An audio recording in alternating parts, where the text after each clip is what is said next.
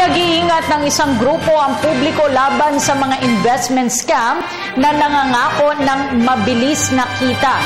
Kung ano ang modus na ito, alamin po natin mula sa aming kasamang si Alvin Baltazar. Sa gitna ng kabi-kabilang nagsulputang networking company sa bansa, isang grupong naniniwala naman sa maayos na konsepto ng networking scheme ang nagpaalala sa publiko na maging mapanuri pa rin sa mga papasukang kumpanya ng networking.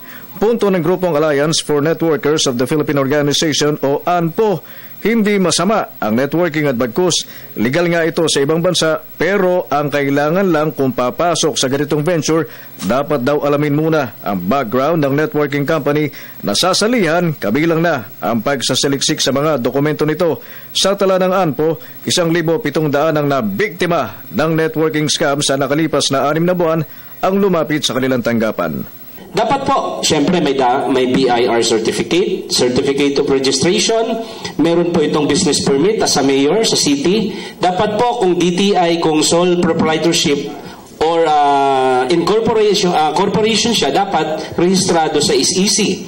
Sa mas simpleng paraan, madali niyang matukoy ang kadudadudang networking company. Kung namumuhunan ng walang anumang kapalit, mas malamang niya sa hindi scam ang napasukan. At sa dami ng nagpapalakad ng networking investment na hindi nagtagumpay at sa huli bumagsak, ang dahilan, nakasentro ang pamamalakad sa recruitment. At dapat, kapag meron kang nilabas na pera, may babalik na produkto. It's as simple as that. Kapag walang bumalik na produkto, scam. Kapag yung bumalik na produkto, hindi value for money, scam. Kung tutusin ayon sa ANPO, malaking tulong ang networking gaya sa ibang bansa. Dangan lang at iba ang naging konotasyon pagdating dito sa Pilipinas.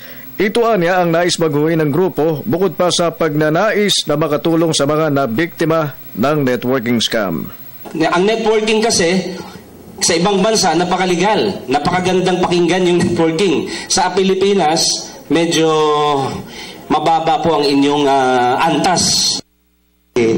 Actually, kaya bumabagsak, hindi naman kasi talaga yung produkto ang business nila. Ang business nila mag-recruit. Para sa Telebisyon ng Bayan, Alvin Baltazar.